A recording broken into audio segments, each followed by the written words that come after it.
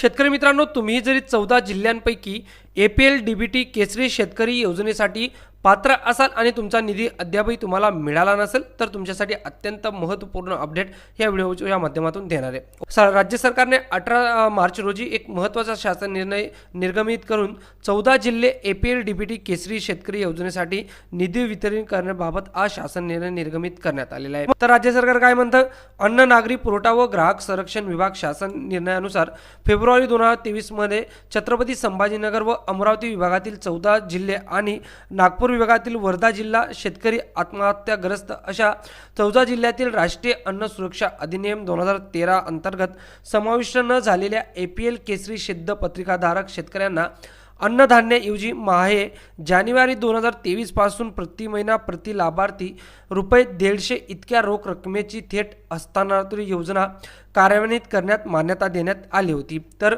20 जून 2024च्या रोजीच्या परिपत्रकानुसार APL केसरी सिद्ध पत्रिकाधारक शेतकऱ्यांना थेट रक्कम हस्तांतरण योजनेअंतर्गत देय असलेली रक्कम प्रति महिना प्रति लाभार्थी ₹170 अशी करण्यात आली होती।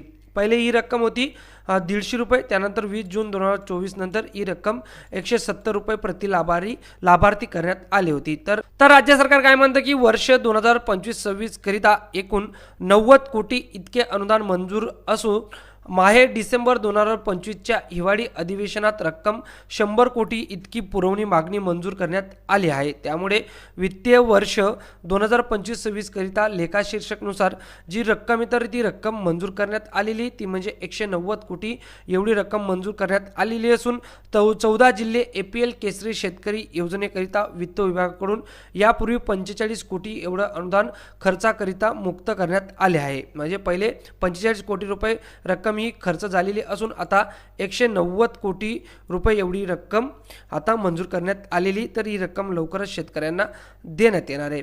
तर या 14 जिल्ह्यामधील APL केसरी शेतकऱ्यांना ही रक्कम लवकरच मिळणार असून 145 कोटी एवढी रक्कम ही आहे मित्रांनो। तर त्यांच्या DBT लिंक असलेल्या बँक अकाउंटवर ही रक्कम जमा करण्यात येणार आहे। तर अत्यंत महत्त्वपूर्ण अपडेट त्या शेतकरी मित्रांसाठी होती मित्रांनो। व्हिडिओ आवडला असेल व्हिडिओला लाईक करा आणि अशाच महत्त्वपूर्ण अपडेटसाठी आपला चॅनल सबस्क्राईब करायला विसरू नका।